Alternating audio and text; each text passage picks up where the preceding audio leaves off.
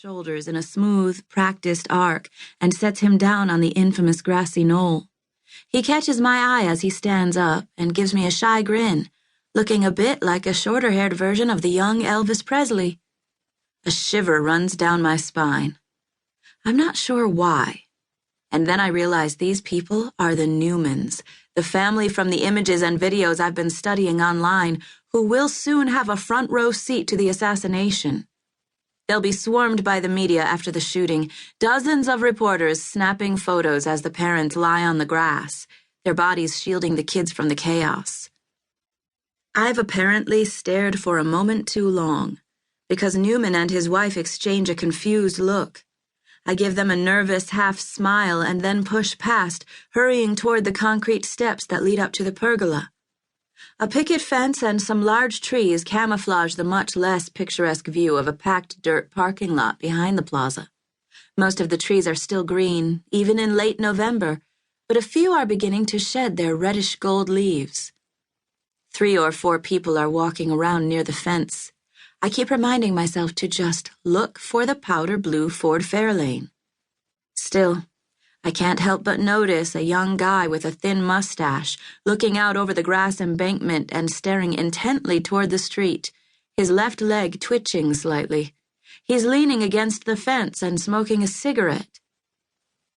It's too warm for the jacket he's wearing. Could that bulge in his pocket be a pistol? And that shaded space between the tree and the fence could definitely hide a rifle.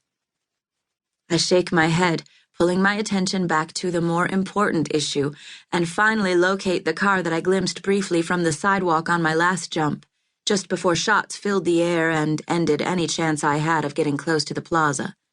The Fairlane is parked about 25 yards away, behind a dirty red truck with a flat front tire. There are many powder blue 1959 Ford Fairlanes on the road in 1963, so this might be another dead end. I shift my path to the right, hoping to slip around the truck and a few other cars so that I can approach them unnoticed from the back of the lot. Assuming my grandparents are even in the car and not hanging out over near Zapruder, photobombing his home movie, or up on the 6th floor of the depository watching for Lee Harvey Oswald. We're putting a great deal of faith in Catherine's memory of a brief conversation with Evelyn nearly 50 years ago. Connor oohed and awed over the images of this classic car when we were researching the vehicle online, but I'm sorry, cars from this era are major eyesores. The tail fins alone have enough metal to make a Prius or two. Aesthetics aside, however, I'm currently kind of fond of the fins, because they provide a bit of extra coverage as I move around the car in full crouch mode.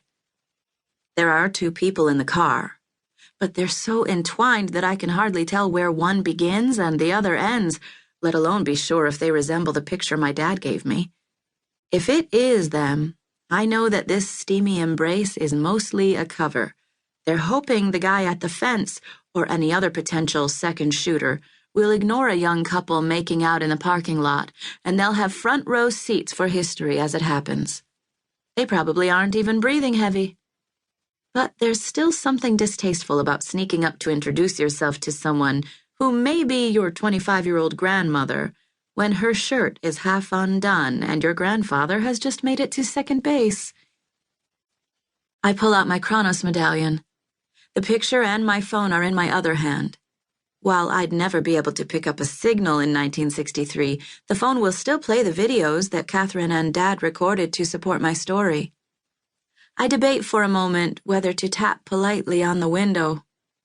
Her hair is the same dark copper as the woman in the Polaroid, however, so I decide to just go for it. With a quick tug on the chrome handle, the door of the Fairlane swings open. I'm in the back seat, holding up my CHRONOS key like a police badge before they realize what's happening. Evelyn casts a furious glare at me in the rearview mirror and immediately starts buttoning up her sweater.